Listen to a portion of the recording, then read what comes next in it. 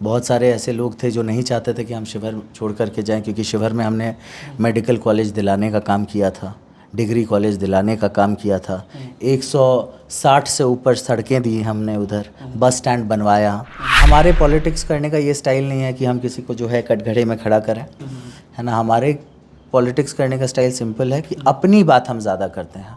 NTPC जो इतना बड़ा एक हम मानते हैं कि नबीनगर के लिए कोहिनूर है, और यहाँ के लोकल लोगों को उसका कोई बेनिफिट नहीं मिल रहा है।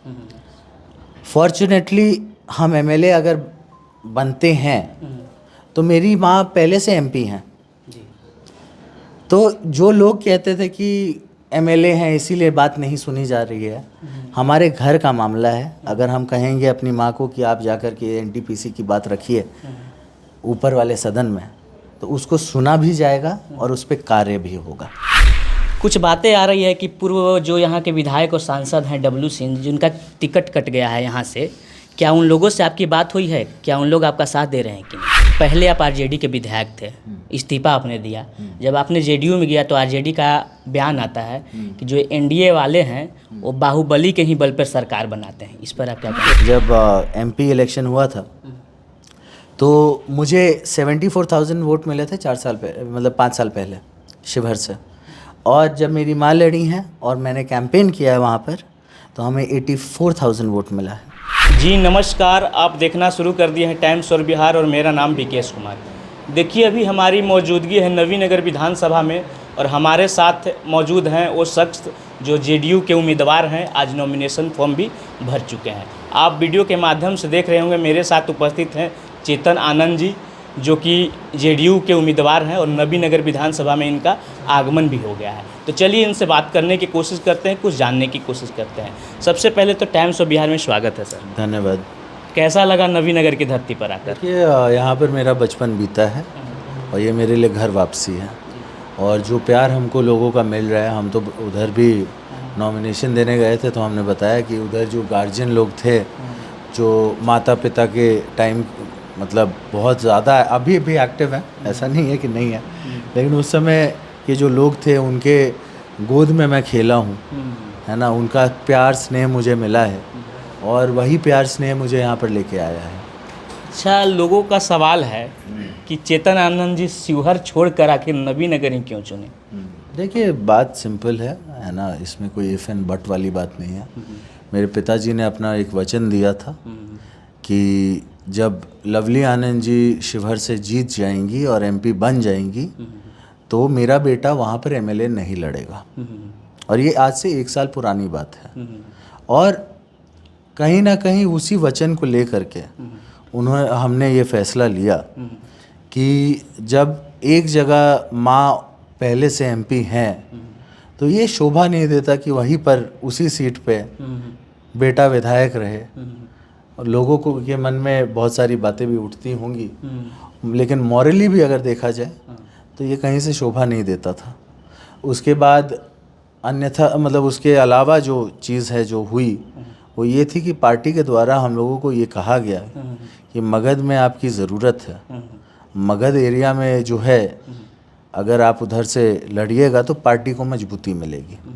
खैर पार्टी का जो आदेश था एक वो, दूसरा कि हम लोगों ने जो पहले से वचनबद्ध थे हम लोग, तो वो क्योंकि 1 साल में हम आपको बता देते हैं, 1 साल पहले ही जब एमपी इलेक्शन हुआ था तो मुझे 74,000 वोट मिले थे 4 साल पहले, मतलब 5 साल पहले शिवहर से। और जब मेरी माँ लड़ी हैं और मैंने कैंपेन किया है वहाँ पर, तो हमें 84,000 वोट मिला है। तो वहाँ पर स्वाभाविक रूप से जब उधर से आ रहे थे तो वहाँ के लोग बहुत भावुक भी थे, हम खुद भावुक हुए। 2-3 दिन तक मेरे घर के सामने धरना भी रखा गया।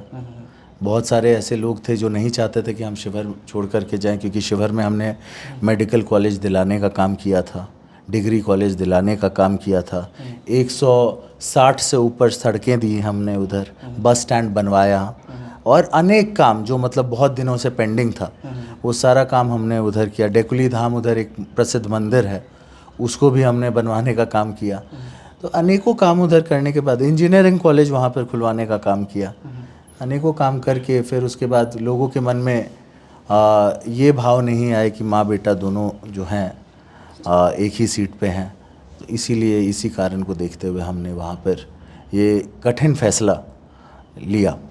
चलिए, शिवहर में तो आपने काम को जुड़वा दिया, अगर नवीनगर में आप जीतते हैं तो नवीनगर में कौन कौन सा कार्य होगा जो याद करेगा लोग? देखिए, मेरा पहला प्राथमिकता ये रहेगा कि यहाँ पर उस दिन भी मैंने बात की थी और जो यूपी के ट्रांसपोर्ट मिनिस्टर हैं उनसे भी मेरी बात हो चुकी है कि अयोध्या हो, बनारस हो या अन्य कोई भी जगह हो, वहाँ से डायरेक्ट बस नवीनगर तक आएगी, पहली बात।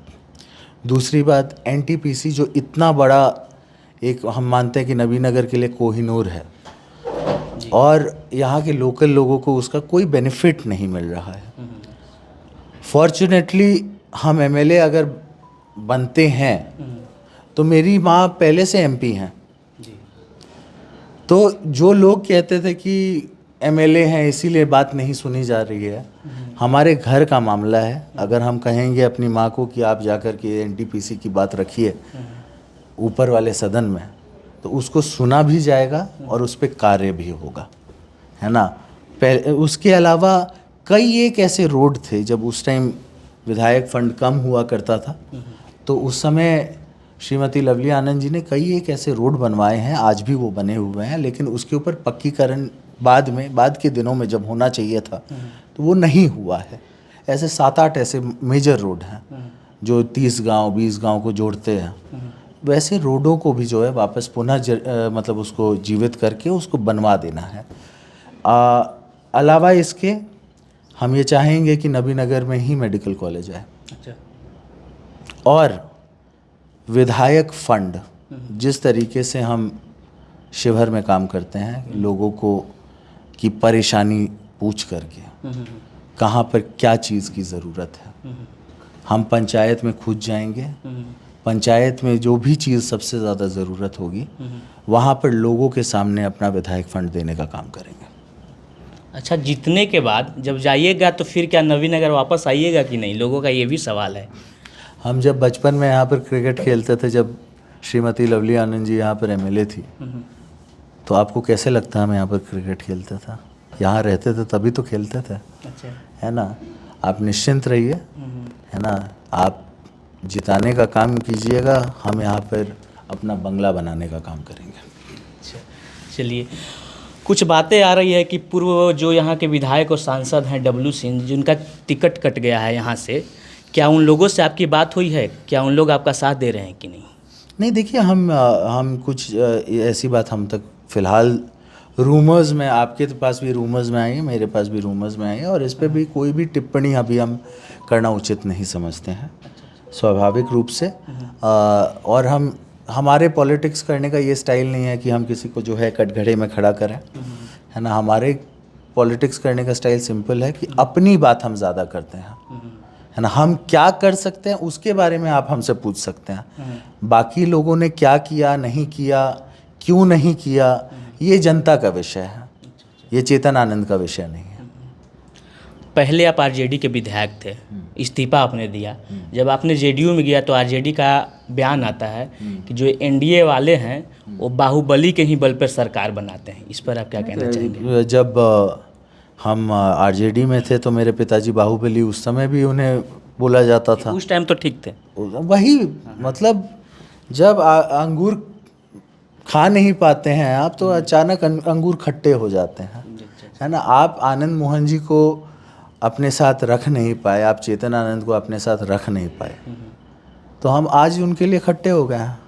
अच्छा, मजबूरी क्या रही होगी आरजेडी छोड़ने की? मजबूरी क्या रही होगी? रीज़न यही था कि लगातार आपने देखा होगा कि फतेह बहादुर जैसे लोग माँ सरस्वती के बारे में कुछ गलत टिप्पणी कर देते थे, मंदिर जाने वाले लोगों के बारे में गलत टिप्पणी कर देते थे, फिर उसके बाद आपको क्या बोलते हैं मनोज झा किसी एक कास्ट के बारे में जो कि मतलब के बारे में गलत टिप्पणी कर देते थे, और कोई अंकुश नहीं। अभी आपने देखा कि किस तरीके से एक व्यक्ति जो मतलब उनके लिए वो स्वच्छ छवि का है ना, लेकिन सबको पता है कि वो क्या है और कौन है ना, वो आकर के एक पूरे उसको जो है समुदाय मतलब पूरे अपने सोसाइटी को डिवाइड करने की कोशिश करते हैं, और आरजेडी वाले कुछ नहीं किए, त्वरित एक्शन नहीं हुआ। तो ये A to Z का जो ये फॉर्मूला इन्होंने बनाया, वो हमें समझ में आया कि ये बस बोलने वाली बात है, वो निभाने वाली बात नहीं है।